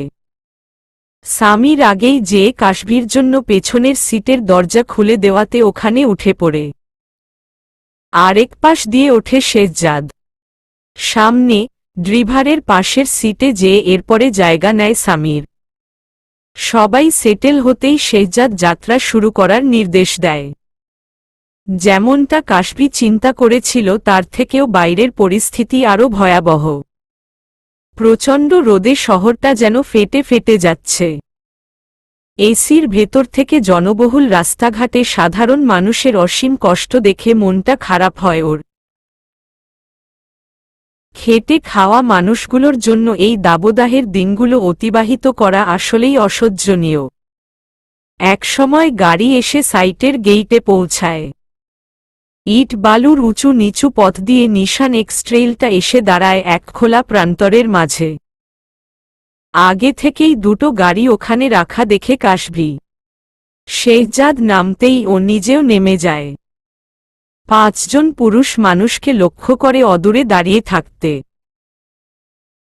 শেহজাদ এগিয়ে যেয়ে একে একে সবার সাথে করমর্দন করে। কাশভি এসে পাশে দাঁড়াতেই একে একে সবার সাথে ওকে পরিচয় করিয়ে দেয়। এই প্রকল্প বাস্তবায়নে এনারাও নিযুক্ত আছেন বুঝতে পারে কাশভি। এদের মাঝে একজন আর্কিটেক্টও আছে, তবে সে হাউস বিল্ডিংগুলো নির্মাণের সাথে জড়িত। তবে কাজের মাঝপথে ইনার সাথেও সংযুক্ত হতে পারে কাশভি, সেটাও শেহজাদ জানিয়ে দিল। প্রায় ঘণ্টাখানেকের মতন কড়া রোদের মাঝে ঘুরে ঘুরে চলল ওদের আলোচনা। কাশভি ও শেহজাদ দুজনই বরাবরই খুব সুষম চরিত্রের অধিকারী। নিজেদের কাজ ও ব্যক্তিগত জীবনের ভারসাম্য রাখতে বেগ পেতে হয় না ওদের। এই যেমন এখন, দুজনকে দেখলে বা ওদের আলোচনা শুনলে কেউ বলবেই না তাদের ব্যক্তিগত জীবনে এই মুহূর্তে তৃতীয় বিশ্বযুদ্ধ লেগে আছে। এত সাবলীল আচরণের পেছনে যে একে অপরের প্রতি তীক্ষ্ণ অভিমান ও বাধহীন আবেগ বিস্তৃত সেটা বোঝার উপায় নেই। সব আলোচনা গুছিয়ে আনতে প্রায় ঘণ্টা খানেকের ওপর লেগে গেল। তখন সূর্য আসমানে বিদ্যমান থাকলেও তার তাপ কমে এসেছে সহ্যনীয় পর্যায়ে। মিটিংয়ের শেষ রেশ টানতে টানতে সবাই গাড়িগুলোর কাছে এসে দাঁড়ায়। প্রথমে একে একে যেই 5 জন আলাদাভাবে এসেছেন তারা 2 গাড়িতে ভাগ করে বসেন। কাশভি এই পর্যন্ত সব স্বাভাবিকভাবেই পর্যবেক্ষণ করছিল। তবে ওর ভ্রু কুঞ্চিত হল যখন ও দেখল সামিরকে ওই 2 গাড়ির একটাতে উঠতে। কিন্তু তাও চুপ থাকল এটা ভেবে যে সামিরকে হয়তো ওনাদের সাথে কোনো কাজে শেহজাদ পাঠাচ্ছে বলে যাচ্ছে। কিন্তু অবাকে ত্রিসীমানায় পৌঁছায় কাশভি তখন, যখন সব গাড়ি চলে যাওয়ার পর শেহজাদ আর ও এক্সট্রেইলটার সামনে আসে। চালকহীন গাড়িটাকে ধুধু প্রান্তরে একলা দেখতে পেয়ে কাশভির চোখ কুঁচকে যায়। এবার না পেরে প্রশ্নটা ছুঁড়েই বসে ও, ড্রাইভার কই? যাকে প্রশ্নটা করা, তার থেকে আশানুরূপ তো দূর কোনো উত্তরই পাওয়া গেল না। বরং কাশভি দেখতে পেল শেহজাদের হাতে ইলেকট্রিক লক, যেটা টিপে সে গাড়ির দরজা দূর থেকেই খুলে ফেলল। কাশভি যখন বুঝল যে শেহজাদই গাড়িটা চালাবে ততক্ষণে শেহজাদ অলরেডি ড্রাইভিং সিটের দরজার কাছে চলে গিয়েছে। সেখানে দাঁড়িয়ে অনেকক্ষণ পর এই প্রথম কাশভির দিকে তাকায় ও, ওঠো। ব্যাস, একটা শব্দতেই কথা শেষ। কাশভি শেহজাদের চাহনিতে কিছু একটা আঁচ করতে পারে, তবে মানুষটা যেহেতু গাড়িতে উঠেই গিয়েছে তাই কাশভিও আর বাইরে দাঁড়ায় না। তৃতীয় কেউ না থাকায় নিজেই কোনো ভনিতা ছাড়া শেহজাদের পাশের সিটে উঠে বসেও। শেহজাদের চেহারাটা পুরো দস্তুর ভাবলেশহীন দেখে কাশভি আবার একই প্রশ্ন করে, কি ব্যাপার? তোমার ড্রাইভার কই? চলে গিয়েছে। অকপটে আসা এমন উদ্ভট জবাবে কাশভি থমকায়। চলে গিয়েছে মানে কি? আমি চলে যেতে বলেছি। এবার কাশভির কপালের ভাঁজ সোজা হয়। আর কোনো প্রশ্ন খুঁজে পায় না বলে সিটে ঠিকঠাক মতন বসে। শেহজাদ ততক্ষণে গাড়ি স্টার্ট দিয়ে দিয়েছে। ভেতরে দুজনের একাকিত্বের এই গুমোট পরিবেশ থেকে রক্ষা পেতে কাশভি পাশের জানালাটা থেকে প্রকৃতি দেখা সিদ্ধান্ত গ্রহণ করে। তবে সেই সিদ্ধান্তেও বেশিক্ষণ অটল থাকতে পারল না ও। আবার সুন্দর খোলা কপালটায় বলিরেখার ভাঁজ পড়ল। আরে তুমি যাচ্ছ কেথায়? শহর তো ডান দিকে। এবারও শেহজাদ সেই ভাবলেশহীন চেহারা রেখেই মৌন ধারণ করে একই পথে গাড়ি চালায়। এই পর্যায়ে কাশভি আসলেই বিচলিত হয়ে পড়ে। পিঠ সোজা করে ঝটপট বসে ও। শেহজাদ তুমি ভুল দিকে যাচ্ছে, এদিকে তো এদিকে হাইওয়ে আমি জানি। আমি ঠিক পথেই যাচ্ছি। কাশভি যারপর নাই ভরকে যায়। চোখ কপালে ওঠে ওর। মানেটা কি এসবের? আমাকে কোথায় নিয়ে যাচ্ছ তুমি? দেখো কোথায় যাই। ওর উত্তেজিত স্বরের প্রেক্ষিতে এমন দুষ্টুমি ভরা স্বাভাবিক আওয়াজ কাশভি নিতে পারে না। নিমিষেই রেগে যায় ও। ফাইজলামি বন্ধ করো Shehzad. I am not liking ইট। ভালোই বলো, আমরা যাচ্ছি কোথায়? শেহজাদ বাঁকা হেসে একবার ঝট করে কাশভির রাগত দৃষ্টিতে চোখ রেখে আবার সামনে তাকায়। কেন? লাইক করছো না কেন? ভয় হচ্ছে নাকি? কই আগে তো কতবার এভাবে শহরের বাইরে থেকে ঘুরে এসেছি আমরা। তখন তো নির্দ্বিধায় আমার সাথে যেতে তুমি। তো এখন কি হলো? কাশভি শেহজাদের প্রতিটা নারী নক্ষত্র চিনে, তাই ওর দুষ্টামি ধরতে একটুও সময় নিল না। শান্ত কিন্তু রাগী কণ্ঠ বজায় রেখে বলল,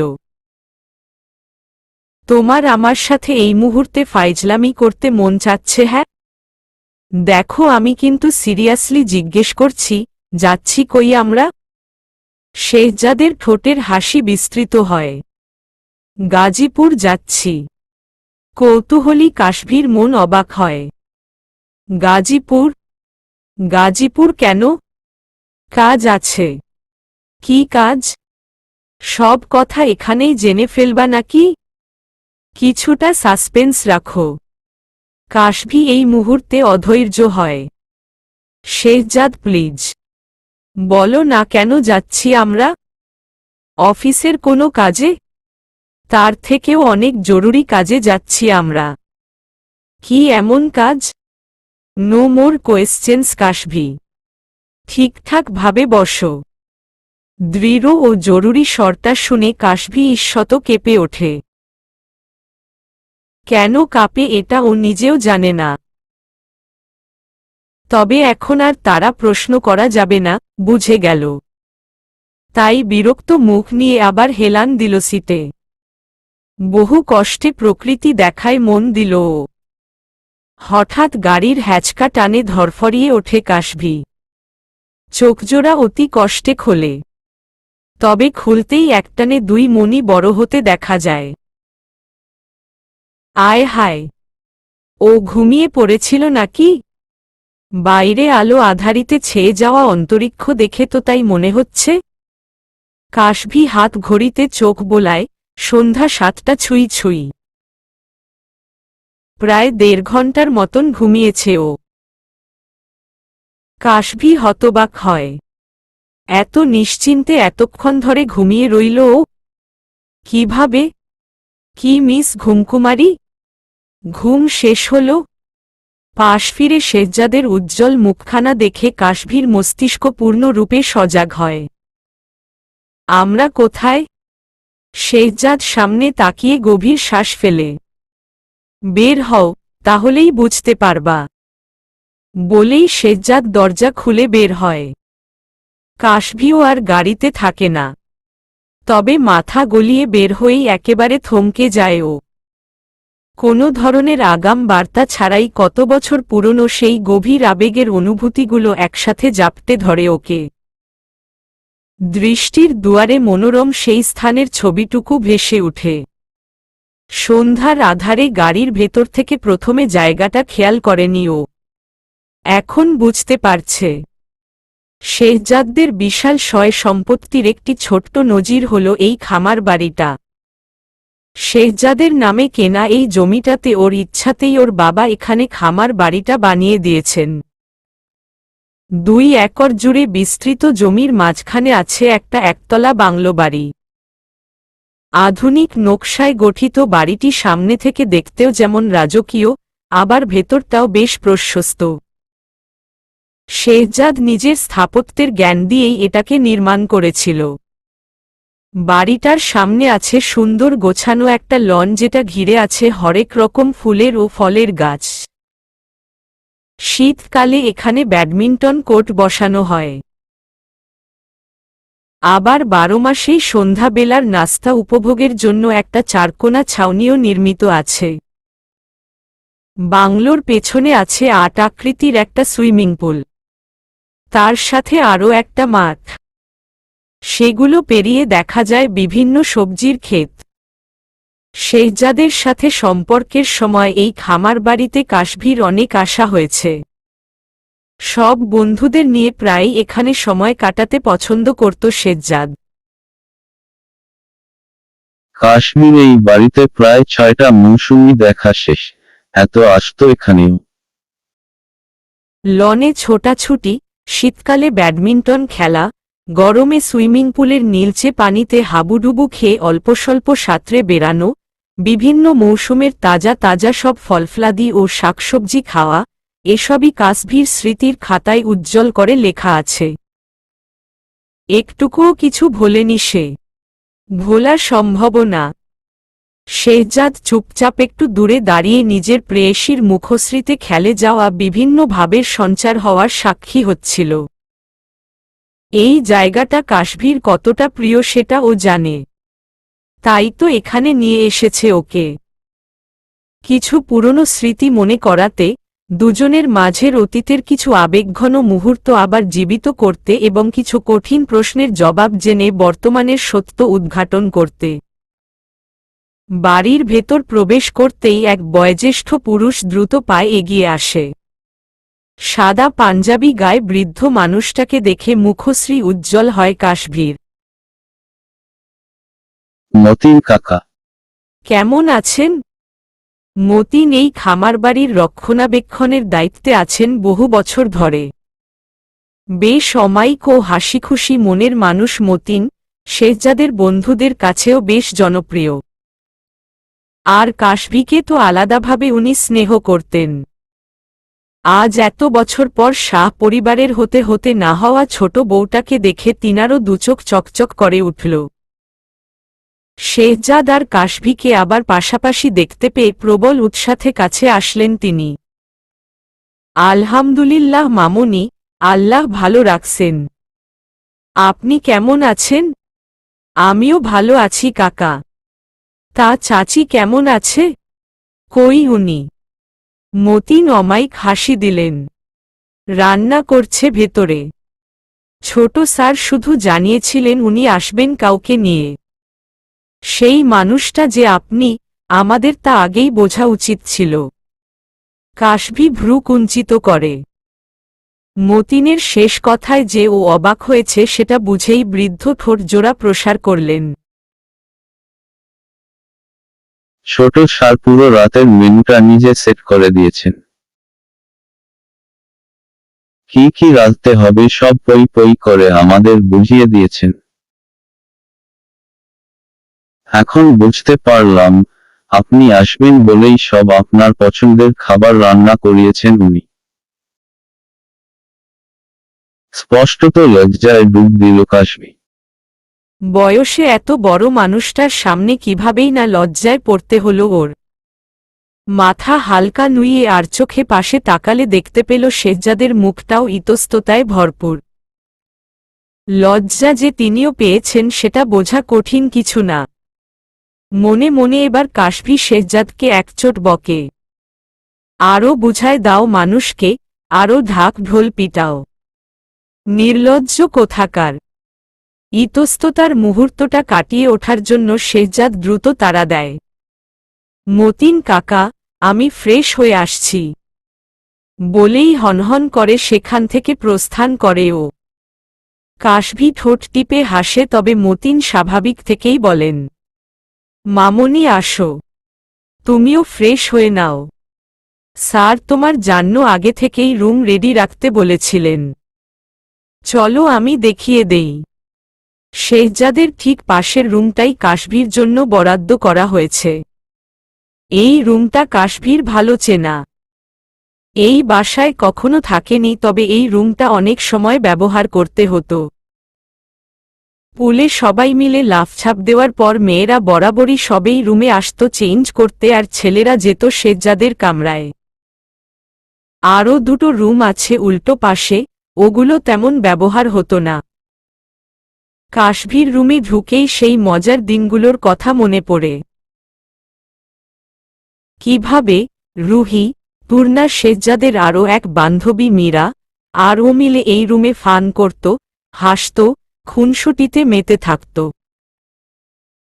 কাশভির চোখ পড়ে রুমের চারদিকে, সেই খাট, সেই ড্রেসিং ভ্যানিটি, সেই পর্দা আজও সব একইভাবে আছে, নেই শুধু সেই বন্ধুত্ব, মানুষজন, সেই ভালোবাসা। হঠাৎ কাশভি সজাগ হয়। এখানে এসে স্মৃতিচারণের উত্তেজনায় বুলেই বসেছিল বর্তমানের পরিস্থিতি। আবার পালপিটিশন বেড়ে গেল ওর। এখানে আসার মূল কারণটা এখনো শেহজাদ জানালো না কেন? এদিকে সন্ধ্যা গড়িয়ে রাত নামছে। এতক্ষণে বাড়ি ফিরে যাওয়ার কথা ওর। শাওন না জানি কত টেনশন করছে। আচ্ছা, আদৌ কি টেনশন করছে? করলে তো এতক্ষণে অন্তত একটা ফোন দিত, খোঁজ নিত। ফাজিলটা দিন দিন দায়িত্বজ্ঞানহীন হয়ে যাচ্ছে। ছোট ভাইয়ের ওপর এমনিতেই দুপুর থেকে চটে থাকা কাশভি এভাবেই গালমন্দ করতে করতে ফোন লাগাল। ভেবে রাখল এবার মুখের ওপরই কষে দুইটা বকা লাগাবে। কিন্তু ওপাশ থেকে ফোন রিসিভ করার পর ভাইয়ের আপু কি অবস্থা শোনার সাথে সাথেই গলে গেল কাশভি। রাগ, অভিমান কই যে হাওয়া হলো তার হদিস কাশভির নেই। মুচকি হাসি মেখে উত্তর দিতে ব্যস্ত হয় ও। ভাইয়া, শোন, আজকে আমার আসতে একটু দেরি হতে পারে রে। অফিসের কাজে একটু দূরে আসতে হয়েছে। ও আচ্ছা, কোনো সমস্যা নাই। এনজয় ইয়োর টাইম আপু। কাশভি ফোনের এপাশ থেকেই ভীষণ অবাক হয়, ছেলে বলে কি? ও না বলল অফিসের কাজে এসেছে, তাহলে এখানে এনজয় করার কি আছে? ওদিকে শাওনও বুঝেছে কি ঘাপলাটা করেছে সে। মুখ ফসকে বলা কথাটা এখন ঠিক করতে ব্যস্ত হয়ে পড়ল ও। অফিসের কাজেই শুধু বসে থেক না, যেখানে আছো সেই জায়গাটা ঘুরে বেড়াও। সেটাই বললাম আর কি। কাশভি মুখে আর কিছু না বললেও সন্দিহান অভিব্যক্তি বজায় রাখল। গতকাল থেকেই শাওনের হাবভাবে পরিবর্তন দেখতে পারছে ও।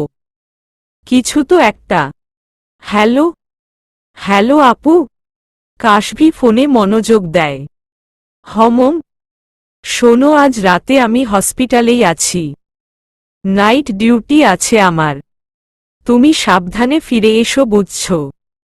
রাউন্ডে যাচ্ছি, এখন রাখি, বাই। কাশভিকে আর কিছু না বলতে দিয়ে শাওন ফোনটা কেটে দিল। হকচকিয়ে ফোনটা কান থেকে সরায় কাশভি। ভাইয়ের কাণ্ড কিছুই মাথায় ঢোকে না ওর। কাল বাসায় আসুক একবার, তারপর ওর ওপর কাশভির ইন্টারোগেশন চলবে। এখন আপাতত আরেকজনের ওপর ইন্টারোগেশন বাকি আছে। সেই কাঙ্ক্ষিত আসামিকে খুঁজতে রুম থেকে বের হয়ে এলো ও। নিঝুম নিজের বারান্দার এক কোণায় ঝোলানো দোলনায় গুটিসুটি হয়ে দোল খাচ্ছে। উদাসীন নয়নে অন্তরিক্ষের পানে তাকিয়ে ভাবছে অনেক কিছু। অযত্নে হাতে ধরা আইফোন 15 প্রোম্যাক্সটা এই মাটিতে পড়ল বলে 1,65,000 টাকায় কেনা ফোনটার প্রতি একরত্তীয় মায়া জাগছে না ওর। কিভাবে জাগবে? আসল কাজই তো করতে ব্যর্থ হচ্ছে এই যন্ত্রটা। যার সাথে কথা বলতে চাচ্ছে তার নাম্বারটাই বারবার অফ শোনাচ্ছে। টানা 26টা কল করেও একটা রিং শুনতে পায়নি নিঝুম। সব বারই স্বয়ংক্রিয় কণ্ঠে ফিরতি বার্তা এসেছে ফোন বন্ধ থাকার। তাহলে কেন এই ফোনটার প্রতি মায়া রাখবে ও? শুধুমাত্র বড় ভাইয়া আহ্লাদ করে কিনে দিয়েছে বলে এখনো হাতে রেখেছে, নয়তো কখন ঢিল মেরে এই বারান্দা থেকে ফেলে দিত এটা। নিঝুম তাকায় স্ক্রিনটার দিকে। এখনো জ্বলজ্বল করছে শেহজাদ নামটা। এই মানুষটাকে অবাধ আকারে ভালোবাসে ও। প্রচুর পরিমাণে কাছে পেতে চায়। তবে মানুষটা কেন যেন ওকে কাছে টানতে চায় না। ওর ভালোবাসায় সাড়া দেয় না। আচ্ছা, কেন দেয় না? নিঝুম কি ভালো না? দেখতে সুন্দর না? তাই হয়তো। আসলেই বোধ হয় ও সুন্দরী না। হ্যাঁ, এই কারণেই শেহজাদ ওকে পাত্তা দেয় না। আর শেহজাদ ওকে পাত্তা না দিলে এই জীবনটা রেখে কি লাভ? কুৎসিত মেয়েদের এমনিতেও বাঁচা উচিত না তো। নিঝুম মরতে চায়। এখনই মরতে চায়। নিঝুমের হঠাৎ গা কেমন শক্ত হতে শুরু করে। প্রথমে হালকা কাঁপুনি দিলেও কিছুক্ষণের মাঝে গা ঝমঝম করে ওঠে। নিজের ওপর কন্ট্রোল হারাতে শুরু করে ও। পেটের ভেতর থেকে যেন গগনবিদারী চিৎকার বের হয়ে আসে। সন্ধ্যারাতের নীরবতায় চিৎকারটা শান্ত বাড়িটার আনাচে কানাচে ছড়িয়ে পড়ে। একমাত্র ননদের এমন আত্মচিৎকারে যা বোঝার বুঝে ফেলে জান্নাত। নিঝুমের জন্য রেডি করা খাবারের প্লেটটা এক প্রকার টেবিলে ছুঁড়ে ফেলে কাজের মেয়ে ময়নাকে নিয়ে ছুটে আসে রুমে। রুমের ভেতর না খুঁজে পেয়ে মনটা আপনাতেই ধক করে ওঠে।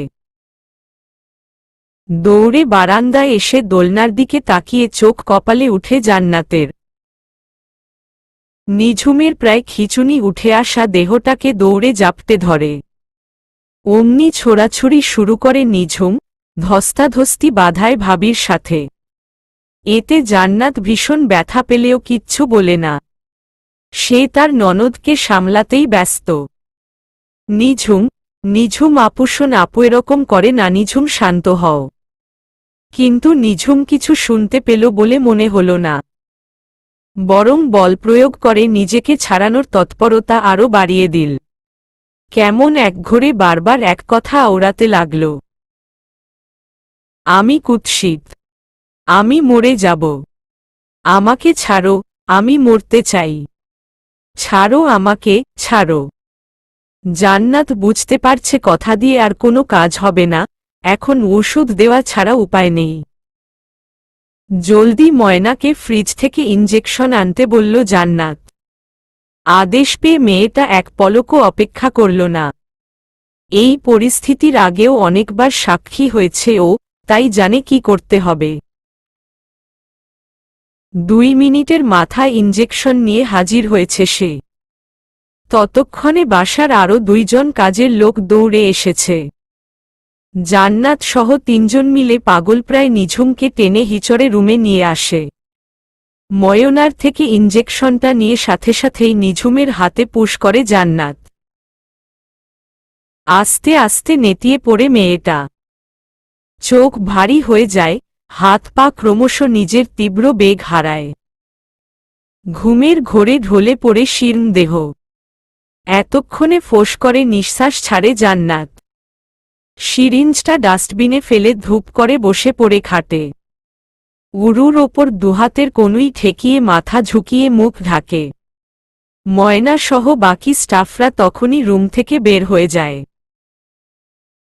কিছুক্ষণ পর মুখ তোলে জান্নাত। ডান পাশে ফিরে দৃষ্টি টেকায় ঘুমন্ত ফুটফুটে চেহারাটার দিকে। নিঝুম এই বাড়ির রাজকন্যা, এই বাড়ির প্রাণ। জাফরের কলিজা, জায়ানের পুতুল নিঝুম।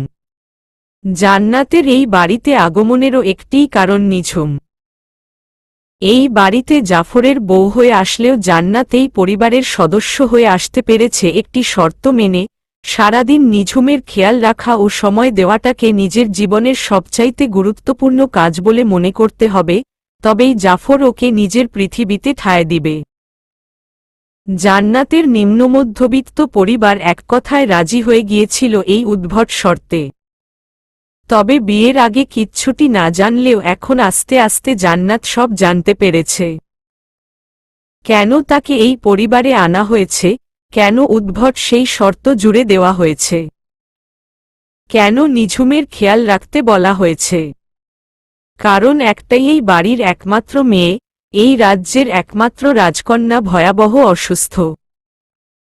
রাত 8:30 পার হয়ে গিয়েছে, কাশভি হন্য হয়ে পুরো বাড়ি খুঁজছে শেহজাদকে। আজিব তো, গেল কই মানুষটা? এই খুঁজার চক্করে মতিনের বউ রাবেয়ার সাথেও দেখা হয়ে গেল, হাসি মুখে কুশালাদি করল কাশভি। এরপর আবার খোঁজা চালু করল ও। প্রায় 40 মিনিট হন্য হয়ে খুঁজে যখন ক্লান্ত কাশভি তখন দেখতে পেল মহাশয়ের গাড়ি ড্রাইভওয়ে দিয়ে ঢুকছে। কাশভি ভ্রু কুঁচকাল। শহরের জন্য সময়টা কম হলেও এই ধরনের গ্রামীণ এলাকা 9:15 মানে বেশ রাত। এই সময়ে কই থেকে আসলো শেহজাদ সেটা নিয়েই চিন্তিত হয় কাশভি। কাশভির মনের কথাই যেন পড়ে নেয় পাশে দাঁড়ানো মতিন। গাড়ি পার্ক করে ওদের কাছে আসতেই মতিন শেহজাদকে বিনয়ী হয়ে প্রশ্ন করে, ছোট স্যার, এত রাতে কই গিয়েছিলেন? কাশভির কৌতূহলী নজরে চোখ টিকিয়েই শেহজাদ উত্তর দেয়, জাহিদকে দেখতে গিয়েছিলাম। ওর বাইক অ্যাক্সিডেন্টের কথা ঢাকায় থাকতেই শুনেছি। কাল ভোরেই চলে যাব, পরে আর দেখে আসা হবে না, তাই এখন গেলাম। শুনতাই মতিনের বৃদ্ধ নয়ন যেন পুলকিত হল। শেহজাদ তখনই টেবিলে খাবার লাগানোর কথা বলে ওদের পাশ কাটিয়ে চলে গেল। কাশভির গাঢ় বলিরেখায় আবৃত মুখশ্রী দেখেও দেখল না। মতিনের স্ত্রী রাবেয়া ততক্ষণে মাথায় ঘোমটা দিয়ে স্বামীর পাশে এসে দাঁড়িয়েছে। মতিনের চোখের হাসিটা এখন রাবেয়ার ঠোঁটে। ছোট স্যারের মতন মানুষ হয় না, তাই না গো? এত বড়লোক হইয়াও কেমনে আমাদের গেরামের সবার কথা মনে রাখে। একেবারে মাটির মানুষ। কাশভির কৌতূহল দমেনি এখনো। এই জাহিদটা কে কাকা? মতিন উৎফুল্লচিত্তে উত্তর দেয়, এই গ্রামের একটা ছেলে, ইন্টারে পড়ে। মাঝে মধ্যে এই বাড়িতে আসে, টুকটাক কাজ করে, তবে এখানে চাকরি করে না। জাহিদের মতন এই গ্রামের অনেক পোলাপানি আসে এই বাড়িতে। সব আসে ছোট স্যারের ভালোবাসা পেয়ে। এখানে আসলেই ছোট স্যার গ্রামে যেয়ে যেয়ে সবার খোঁজ খবর রাখে, কার কি লাগে সব দেখে। এই যে দেখেন, জাহিদের অ্যাক্সিডেন্টের কথা শুনেই স্যার গেছেন। আমি নিশ্চিত, শুধু জানি নাই, পুরা চিকিৎসার খরচ দিয়ে আসছেন। বয়সে ছোট হইলে কি হইব, মানুষটার মন পাহাড় সমান। কেন যেন কথাগুলো শুনে কাশভির প্রাণ জুড়ায়। মনের অন্তঃস্থল থেকে গর্ববোধ জেকে ওঠে। নিজের প্রিয় মানুষটার প্রশংসা অন্যের মুখ থেকে শুনতে কার না ভালো লাগে?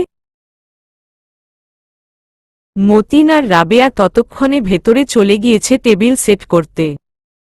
আস্তে পায়ে কাশভিও ঘুরে দাঁড়ায়। শেহজাদের মোহে বিভোর হয়ে চিন্তায় মগ্ন হয়। তখনই একটি কথায় শটান দাঁড়িয়ে যায় ও।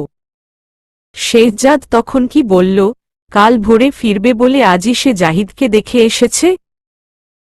মানে আজ রাত এখানে থাকবে ও? তার মানে তো কাশভিও যেতে পারবে না।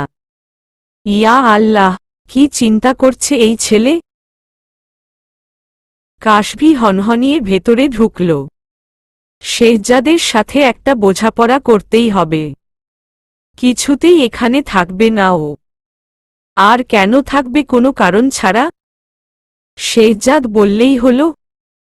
আগের মতন যদি সম্পর্ক থাকতো তাহলে একটা কথা ছিল, কিন্তু এখন না না। এই সব সাতপাঁচ চিন্তা করতে করতেই কাশভি ডাইনিং হলে এসে দাঁড়ায়, কারণ শেহজাদকে এদিকে আসতে দেখেছে সে। একদম লড়াইয়ের মুড নিয়েই রুমে ঢুকেছিল সে, কিন্তু টেবিলে বিছানো তার পছন্দের এক একটা গরম গরম খাবারের ঘ্রাণ ওর পুরো মস্তিষ্ক ফাঁকা করে ফেলল। স্থির দাঁড়িয়ে দু চোখের পাতা মুদে সবটুকু ঘ্রাণ নিজের মাঝে নিয়ে ফেলে কাশভি।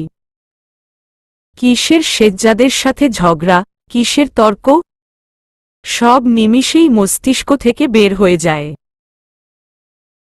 শেহজাদ প্রেয়সীর বাচ্চামো দেখে মনে মনে খুব হাসে। ও জানে কাশভির হাঁস ভুনা আর হরেক রকমের ভর্তা খুব পছন্দ। তাই রয়েছে রাবেয়াকে বলে ক্ষেত থেকে একদম তাজা শাকসবজি তুলে এনে সব রয়েছে রান্না করিয়েছে। তার সাথে আবার মুগ ডাল দিয়ে খাসির রসাও করিয়েছে, যেটার ঘ্রাণ এখন পুরো রুম জুড়ে বিচরণ করছে। শেহজাদ পাশের বেসিন থেকে হাত ধুয়ে চেয়ারে বসে কাশভিকে এক জায়গাতেই দাঁড়িয়ে থাকতে দেখে হাঁক ছাড়ে ও। শুধু খাবারের ঘ্রাণ নিলেই কি পেট ভরবে? অমনি চোখ খুলে কাশভি বাধ্য মেয়ের মতন এসে শেহজাদের উল্টো পাশের চেয়ারটাতে বসল। প্লেটটা উল্টাতেই শেহজাদ নিজ হাতে ওর পাতে ভাত বেড়ে দিল। কাশভি অবাক হলেও কিছু বলল না। কোনটা দিয়ে শুরু করবে তার দিকেই বরং নজর দিল। ভর্তার প্ল্যাটারটার ওর দিকে এগিয়ে দিল শেহজাদ। গোল প্লেটটা ঘুরিয়ে ঘুরিয়ে একটা ভর্তা এসে থামাল। কাশভি দেখেই বুঝে নিল এটা শিমের বিচির ভর্তা, ওর অসম্ভব প্রিয়। শেহজাদ এত বছর পরেও যে ওর প্রতিটা পছন্দ অপছন্দকে মনে রেখেছে তা ভাবতেই মনটা কেঁদে উঠল ওর। দুজনের মাঝে কত বড় ঝামেলা হয়ে যাওয়ার পরেও এতটা খেয়াল রাখা, এটা বোধহয় শুধু মাত্র শেহজাদদের মতন মনের দিক দিয়ে খাঁটি মানুষ দ্বারাই সম্ভব। আমাকে গিলে খাওয়ার জন্য সারা রাত পড়ে আছে। এখন খাবারটা খাও, ঠান্ডা হয়ে যাচ্ছে। হঠাৎ এমন কথায় যারপরনাই ধরফরিয়ে ওঠে কাশভি। নিজের বেহায় নজর সামনে বসা সুদর্শন পুরুষটার থেকে চকিতে সরায়। লজ্জায় মাথা কাটা যাচ্ছে ওর এখন। কি বলল এই অসভ্য লোকটা? কিসের মনের দিক দিয়ে খাঁটি, আস্ত ভেজাল মেশানো লোক এটা? নয়তো এত লজ্জার কথা মুখে আনতে পারল? কাশভি পিঠ সোজা করে কঠোর রূপ নেয়। শেহজাদের পানে কঠিন কণ্ঠে বলে, আমি ঢাকায় যাব এখনই। শেহজাদ নির্বিকার চিত্তে খাচ্ছে। কাশভি যে কিছু একটা বলেছে সেটা যেন কানেই শোনেনি সে। কাশভি ধৈর্য হারায়। আমি কি বললাম শোনোনি? আমি ঢাকায় যাব এখনই। এইবারও খাওয়া চালিয়েই যায় শেহজাদ, তবে কথা বলতে মুখ খোলে। সেটা দেখা যাবে। আগে ডিনার করো। রাবেয়া কাকি অনেক কষ্ট করে বানিয়েছেন। বৃদ্ধ মানুষের শ্রমকে নিশ্চয়ই বৃথা যেতে দিবে না তুমি। কিন্তু আমরা খাবার শেষ করে কথা বলবো কাশভি। এখন খাও। অগত্যা উপায় না পেয়ে কাশভি খেতে শুরু করে। প্রতি লোকমায় মনে মনে আলহামদুলিল্লাহ বলতে ইচ্ছা করছিল ওর। ফ্রেশ সবজির মজা যে কতটুকু তা প্রতি নলায় ওর স্বাদ কুড়ি টের পাচ্ছে। এই রকম সুস্বাদু খাওয়ার মাঝে কাশভির নিজেরই আর তর্কে জড়িয়ে মুড নষ্ট করতে ইচ্ছা করল না। দুজনের নিঃশব্দে খাওয়া শেষ হতে লেগে গেল আরও প্রায় 40 মিনিট। ঘড়ির কাঁটা তখন 10:30 ছুঁই ছুঁই করছে। শেহজাদ বেসিনে যেয়ে হাত ধুয়ে তোয়ালেতে মুছল। কাশভি এতক্ষণ খাওয়ার জগতে ভ্রমরার ন্যায় বিচরণ করলেও এখন হুঁশ ফিরল ওর। এদিক ওদিক তাকিয়ে কৌতূহলী স্বরে প্রশ্ন করল, মতিন কাকা, রাবেয়া কাকি কই? ওনাদের অনেকক্ষণ ধরে দেখছি না। ওনারা নিজেদের কোয়ার্টারে চলে গিয়েছেন। ওহ! হঠাৎ কাশভীর মস্তিষ্কে বর্তমানের একটি পরম সত্য মাথা চাড়া দিয়ে ওঠে, এই পুরো বাংলো বাড়িতে এখন ওর দুজন একা, আর কেউ নেই। চিন্তা কান ছুতেই গা কাটা দিয়ে ওঠে কাশভীর। ধপ করে চেয়ার ছেড়ে উঠে দাঁড়ায় ও। শেহজাদ ততক্ষণে আবার নিজ আসনে এসে বসেছে। কাশভী ওকে দেখে আরো ঘাবড়ে যায়, যেন আচমকা এই প্রথম দেখল ওকে। তাড়াতাড়ি টেবিল ছেড়ে বেসিনের কাছে যেয়ে দাঁড়ায়। হ্যান্ড ওয়াশ পাম্প করে কাপন ধরা হাতটা ঘষতে ঘষতে জোরে বলে, আমাকে এখনই ঢাকায় পাঠানোর ব্যবস্থা করো। নয়তো তুমি দিয়ে আসো, না হলে কাউকে বলো। আমি এখানে রাতে। সাত ধোয়া শেষ করে পেছনে ঘুরতেই আটকে যায় কাশভী, সাথে আটকায় ওর মুখের কথা। শেহজাদ কখন এসে ওর পেছনে দাঁড়িয়েছে টেরি পায়নি ও। নিজেদের মাঝের কিঞ্চিত দূরত্বটা দেখে শুকনো ঢোক গিলে কাশভী। কণ্ঠে তোতলামো চলে আসে আপনাতেই। আমি থথাকব্য না। এমনিতেই তোতলামোর কারণে কথা বেরি হতে চাচ্ছিল না, তার ওপর এক পুরু অমসৃণ ত্বকের তর্জনী কাশভীর ঠোঁটে এসে ওকে পুরোপুরি চুপ করিয়ে দেয়। শেহজাদের শরীরে ঘ্রাণ কাশভী ভীষণ পরিচিত, ভীষণ পছন্দের। আঙুলটা থেকেও সেই সুবাসটা নাকে ধাক্কা দিতেই নিঃশ্বাস ভারী হয়ে ওঠে কাশভীর। পলক ঝাপটায় অজান্তেই। শেহজাদ এরপর তর্জনী সরিয়ে বৃদ্ধাঙ্গুল তোলে ওর ঠোঁটে। সেটা দিয়ে স্লাইড করে কোমল অধৈর্যরা। সহসাই কেঁপে উঠে কাশভীর দেহ। আবেশে নয়ন যুগল বন্ধ হয়ে যায়। হুট করেই, একদমই আচমকা কাশভীকে কোলে তুলে নেয় শেহজাদ। কাশভী বিদ্রোহ করার একপল পেল না, তার আগেই শেহজাদ নেশালো দৃষ্টিতে নিজের মুখ টেনে আনে মেয়েটার কর্ণপুঞ্জে। আজকে আমি কোনো কথাই শুনব না কাশভী, তোমার শব্দ নষ্ট করে কোনো লাভ নেই। চলবে।